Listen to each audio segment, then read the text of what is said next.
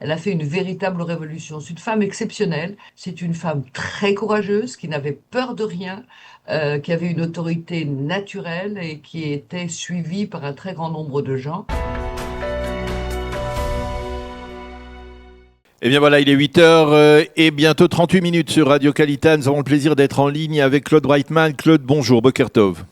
Bonjour, cher. Merci d'être avec nous ce matin. Nous vous avons sollicité pour une raison qui est douloureuse puisque vous étiez très proche de Myriam Feinberg, Icare, qui est la mère, bien entendu, mythique de Natania et qui nous a quittés vendredi. On a appris son décès et puis vendredi, bien entendu, on a vu l'émotion que l'annonce de ce décès avait provoqué, on va dire, dans l'ensemble de la société israélienne, pas seulement à Natania, pas seulement, bien entendu, dans la communauté francophone, mais également, on va dire, au sein de l'ensemble de la classe politique israélienne, des réactions d'hommage unanimes de la part du Premier ministre, de la part du président de l'État. Alors vous, en tant que présidente du campus francophone du Collège académique de Natania, vous l'avez bien connue. Je voudrais que vous nous aidiez à brosser un portrait de Myriam Feinberg. Eh bien, écoutez, moi, lorsque je l'ai connue, c'est lorsque j'ai fondé le campus francophone il y a 23 ans. À la suite du maire Polleg qui l'avait précédé, elle a été véritablement la fée du collège en comprenant parfaitement bien ce une institution académique réservée aux jeunes en difficulté pouvait faire pour sa ville. Elle a été, si vous voulez, une visionnaire, un petit peu au style de Giuliani, c'est-à-dire que d'une part, elle a nettoyé la ville de tout ce qu'il y avait de délinquants insupportables, et d'un autre côté, elle a véritablement soutenu toutes les institutions, que ce soit sportives comme ce magnifique stade qui porte son nom, ou que ce soit comme notre collège, qui a permis véritablement de changer la ville complètement. Elle a fait une véritable révolution. C'est une femme exceptionnelle. Elle était elle-même largement diplômée, avec une conscience, pas seulement de diplôme d'assistance sociale, mais véritablement de conception de la vie. C'est une femme très courageuse, qui n'avait peur de rien, qui avait une autorité naturelle et qui était suivie par un très grand nombre de gens. Et je crois qu'elle a véritablement laissé une trace remarquable d'un travail municipal qui aurait dû être un modèle national à cet égard. Et nous en avons magnifiquement profité parce qu'elle a été d'une générosité exceptionnelle en donnant véritablement des réductions d'Arnona, etc., etc. Et en aidant les jeunes étudiants, en leur donnant quelque chose comme 5% de réduction sur tous leurs frais universitaires. C'était quelqu'un avec qui on pouvait parler de tout. Dès qu'il y avait un vrai sujet qui concernait les habitants de Natania, elle était là au premier rang. Et je voudrais dire au nom du maire de Nice, Christian Estrosi, qui est donc la ville jumelle de Nice et avec Natania, un message d'affection et d'amitié, parce qu'il l'a très bien connue, parce qu'ils étaient très amis, parce qu'ils ont été l'un chez l'autre et l'autre chez l'une, et que nous avons fait beaucoup de projets ensemble avec Nice, où elle était parfaitement présente, et j'ai eu la joie de l'accompagner plusieurs fois dans la ville de Nice pour essayer de faire avancer plein de technologies qui auraient pu s'appliquer à Natania. Alors justement, cela nous amène à parler d'elle au travers de la communauté francophone, la très importante communauté francophone de Natania. Quelles étaient ses relations avec cette communauté ? Très forte. Alors elle nous faisait toujours rire en disant, écoutez, je vais vous dire 2 mots en français. Et quand elle arrivait sur la scène, que ce soit à Nice ou que ce soit à Natania au collège pour accueillir Monsieur Sarkozy ou Bernard-Henri Lévy, elle disait, ben écoutez, voilà, Natania, c'est magnifique. Et ça l'amusait beaucoup de dire cela en français. Et on avait l'impression qu'elle parlait le français. Évidemment, elle ne le parlait pas. Mais elle avait une très, très grande, si vous voulez, certitude. C'est que cette communauté française était une bonne communauté, qu'elle amenait beaucoup à son territoire, qu'elle était majoritaire, donc, et elle tenait absolument à faire tout ce qui était dans son possible pour les accompagner. Et elle a mis en place plein de services très particuliers, d'aide à l'ELIA, d'aide à ceci, d'aide à cela. Et ça a donné des résultats, puisque Natania est véritablement la ville la plus francophone d'Israël. Et qu'avec ce que nous faisons maintenant au collège, bien entendu, avec ces nouveaux programmes entièrement en français, ça allait tout à fait dans la direction qu'elle voulait prendre. Elle avait parfaitement compris, c'était une femme, si vous voulez, qui avait une conscience très, très, très aiguë de ce que devaient être les lendemains de Natania. Et au-delà, si vous voulez, c'était une femme politique, donc elle avait une très, très grande influence sur sa ville. C'est la raison pour laquelle le Likoud, qui est très majoritaire à Netanya, s'est entièrement mobilisé pour lui rendre hommage, alors que ces derniers mois, elle avait quand même un petit peu son compte à soi par rapport à tout ça. Et je pense que si elle avait été avec nous jusqu'au bout, jusqu'aux prochaines élections, les choses auraient peut-être évolué. Mais en tout cas, pour le moment, c'est une femme qu'on honore, à qui on rend hommage, parce que c'est une femme de qualité, une femme forte. Et puis quelques mots sur cette épouvantable maladie qui l'avait beaucoup diminuée. Mais voilà, le coiffeur était là le matin, elle mettait sa plus jolie chemise en soie et elle était là, fidèle au poste, pour mener les batailles de Netanya.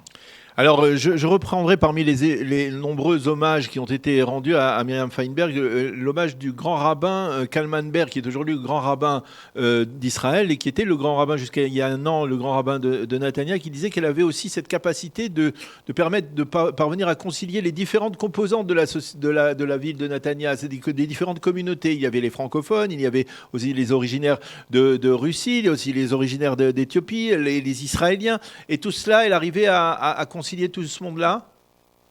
Absolument. Vous savez que Poutine est venu pour l'inauguration d'un mémorial à la mémoire des soldats tombés pendant la Deuxième Guerre mondiale, pour véritablement rendre hommage justement à cette communauté russophone. Il était là, à ses côtés, et il a beaucoup, beaucoup apprécié qu'on rende hommage à sa nation, pour véritablement si vous voulez, un fait historique qui était très important. Elle était très, très, très, très intelligente. Elle avait aussi, si vous voulez, une, une perception de la tradition, du respect, de la religion. Je ne sais pas si elle gardait Shabbat, mais en tout cas, elle était très très proche, avait beaucoup d'enfants, de petits-enfants, des familles reconstituées de son mari Icare et d'elle-même. Et c'était d'abord un chef de clan. C'était une femme qui assumait complètement toutes les responsabilités de sa famille. Et c'était impressionnant, parce qu'une femme aussi occupée qu'elle, elle avait la possibilité de joindre justement tous ces rôles très importants. Et elle était très respectueuse de chacun et de chacune si vous voulez, des tribus de Netanya.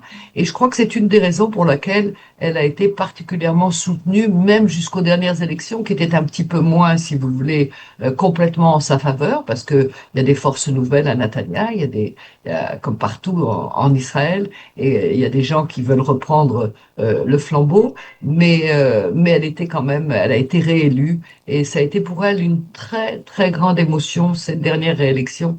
Je me souviens, on était ensemble la nuit de sa victoire, et elle m'a dit, tu sais, c'est vraiment très très bouleversant de pouvoir, au bout de 25 ou 28 ans, je sais pas, être réélu une énième fois au sein de ma vie. Alors justement, je voudrais avoir votre appréciation sur la nécessité de reprendre le flambeau, de savoir qui va reprendre le flambeau. Les obsèques de Myriam Feinberg auront lieu cet après-midi. On peut supposer qu'il y aura des milliers de personnes et des personnalités du monde, du monde politique en particulier. Qui voyez-vous, qui peut-on voir comme remplaçant d'une personnalité aussi forte, aussi marquante, aussi charismatique dans la ville de Netanya? Écoutez, ça, c'est la grande question parce que ça va être très difficile.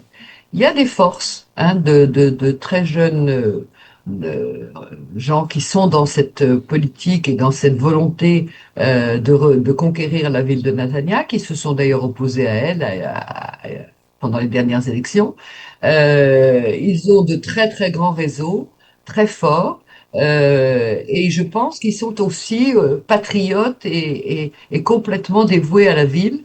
Donc je pense qu'il y aura une continuité dans le bien-être de Netanya et dans son bon développement. Je suis pas très inquiète parce que je pense qu'il y a des gens qui véritablement veulent faire le job. Évidemment, si vous voulez, dans la vie politique d'aujourd'hui, il y a sûrement une intervention, une interférence politique, et j'imagine que les grands partis auront eux aussi leurs candidats, et qu'à cet égard, eh ben, il va falloir faire des campagnes. Faire des campagnes où on entend et on voit véritablement un programme concret pour la suite. En tout cas, nous, si vous voulez, on va essayer de garder les meilleures relations possibles avec qui viendra à la tête de Netanya, parce que ce collège véritablement a fait ce que l'université de Tel Aviv a fait autour de Ramat Aviv à l'époque, il y a 55 ans, et a changé complètement le tissu social de cet est de Netanya qui était, il y a à peu près 25 ans, dans un état assez lamentable et qui aujourd'hui est une ville vibrante avec 35 000 unités d'appartements formidables pour des jeunes entre 30 et 45 ans et que ça donne, si vous voulez, une couleur sociétale à la ville de Netanya qui est formidable. Alors on peut supposer légitimement que le collège francophone de Netanya évoquera le souvenir de Myriam Feinberg dans une prochaine soirée. La prochaine soirée qui doit être organisée, c'est le 7 décembre avec notre ami Frédéric Ancel. Je suppose, est-ce que je me trompe? Non, vous vous trompez pas, c'est une excellente idée. On lui rendra hommage ce soir-là et on essaiera de faire venir quelqu'un qui pourra en parler avec tout le cœur que ça implique et que ça exige. Et en tout cas, moi, je me ferai un devoir de lui rendre hommage ce jour-là. Ce sera le 7 décembre, effectivement, pour la deuxième rencontre sur ce cycle de reconstruction qui accueillera Frédéric Ancel avec la plus grande joie. Et effectivement, on ne se privera pas de lui rendre hommage. Elle le mérite largement et on lui doit beaucoup. Donc, c'est incontestablement ce qui se passera. Merci beaucoup, Claude Brightman, d'avoir accepté de répondre à nos questions et de nous avoir fait partager, on va dire, votre amitié, votre proximité avec Myriam Feinberg, la mère de Netanya, mythique mère de Netanya qui nous a quittés vendredi. Merci d'avoir été avec nous ce matin. Bonne continuation. Merci Daniel, merci infiniment. Bonne journée. Bonne journée.